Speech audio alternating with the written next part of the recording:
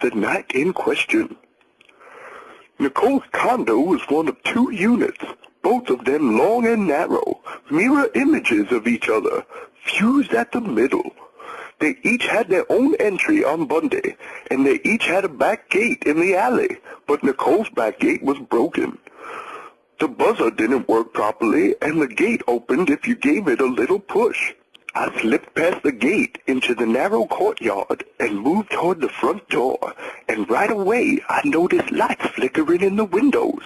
I moved past the front door to take a closer look. There were candles burning inside, and I could hear faint music playing. It was obvious that Nicole was expecting company. I wondered who the fuck it was this time. I wondered if maybe Faye was coming over with some of her boy toys so that they could all get wild and dirty while my kids were sleeping upstairs. Just as I was beginning to get seriously steamed, the back gate squeaked open. A guy came walking through like he owned the fucking place. He saw me and froze.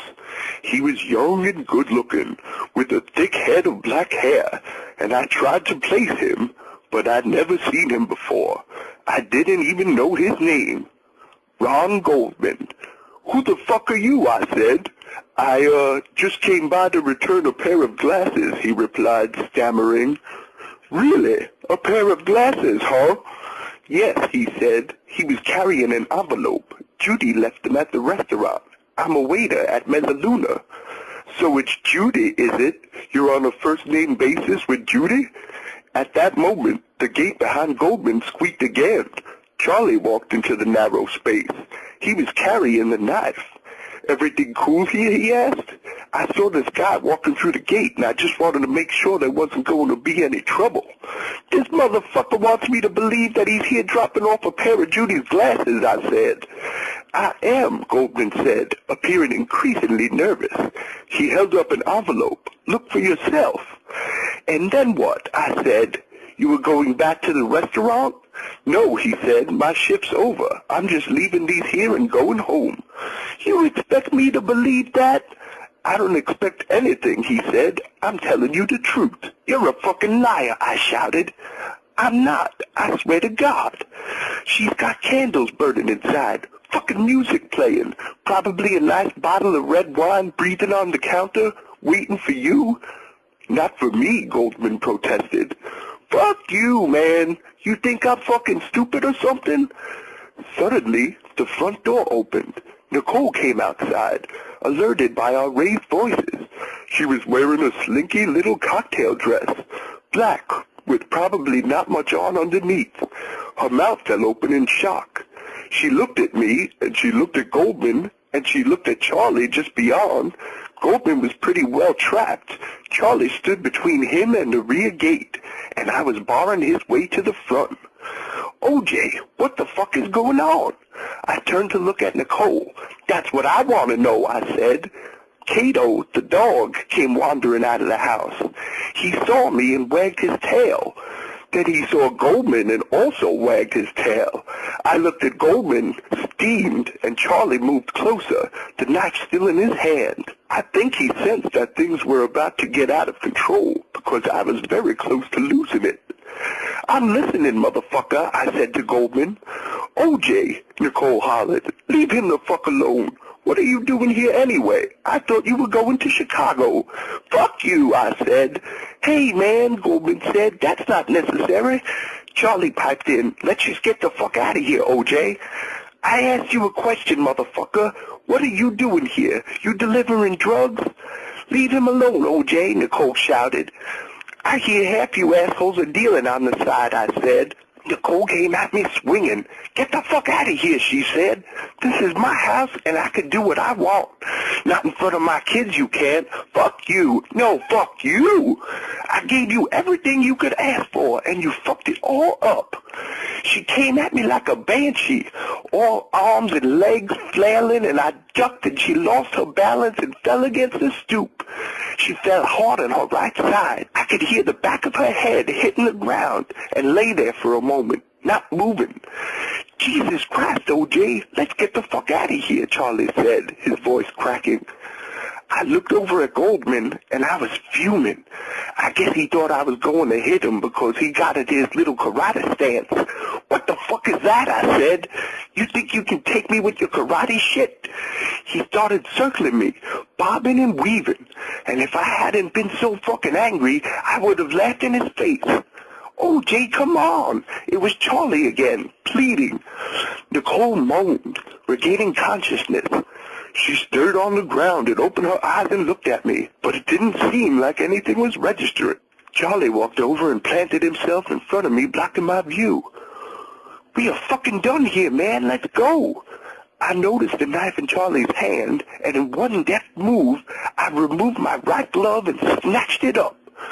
We're not going anywhere, I said, turning to face Goldman. Goldman was still circling me, bobbing and weaving, but I didn't feel like laughing anymore. You think you're tough, motherfucker, I said. I could hear Charlie just behind me saying something, urging me to get the fuck out of there. And at one point, he even reached for me and tried to drag me away.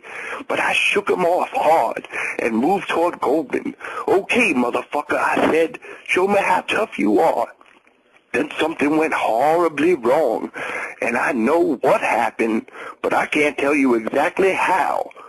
I was still standing in Nicole's courtyard, of course, but for a few moments, I couldn't remember how I'd gotten there, when I'd arrived, or even why I was there. Then it came back to me very slowly, the recital, with little Sydney up on stage dancing her little heart out, me chipping balls into my neighbor's yard, Paula angry not answering her phone, Charlie stopping by the house to tell me some more ugly shit about Nicole's behavior. Then what? The short, quick drive from Rockingham to the Bundy condo, and now I was standing in Nicole's courtyard, in the dark, listening to the loud, rhythmic, accelerated beating of my own heart. I put my left hand to my heart, and my shirt felt strangely wet. I looked down at myself. For several moments, I couldn't get my mind around what I was seeing. The whole front of me was covered in blood, but it didn't compute. Is this really blood? I wondered. And whose blood is it? Is it mine? Am I hurt? I was more confused than ever. What the hell had happened here? Then I remembered that Goldman guy coming through the back gate with Judith's glasses, and I remember hollering at him, and I remember how our shouts had brought Nicole to the door. Nicole! Jesus! I looked down and saw her on the ground in front of me, curled up in a fetal position at the base of the stairs, not moving. Goldman was only a few feet away, slumped against the bars of the fence. He wasn't moving either. Both he and Nicole were lying in giant pools of blood. I had never seen so much blood in my life. It didn't seem real, and none of it computed. What the fuck had happened here? Who had done this? And why? And where the fuck was I when this shit went down? It was like part of my life was missing, like there was some weird gap in my existence. But how could that be? I was standing right there. That was me, right? I again looked down at myself, at my blood-soaked clothes, and noticed the knife in my hand. The knife was covered in blood, as were my hand and wrist and half of my right forearm. That didn't compute either. I wondered how I had gotten blood all over my knife, and I again asked myself whose blood it might be, when suddenly it all made perfect sense. This was just a bad dream, a very bad dream. At any moment now, I would wake up at home in my own bed and start going about my day. Then I heard a sound behind me and turned, startled. Charlie was standing in the shadows a few feet away, his mouth hanging open. What have you done? Me?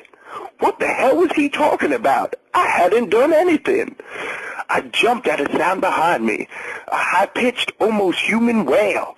It was Cato, the dog, circling Nicole's body, his big paws leaving prints in the wet blood. He lifted his snout and let out another wail, and it sent chills up and down my spine. Let's get the fuck out of here, I said. Then I stood and hurried across the dark alley. Charlie followed, still mumbling. I got behind the wheel and Charlie climbed into the passenger seat. Jesus Christ, O.J., he said. Jesus Christ.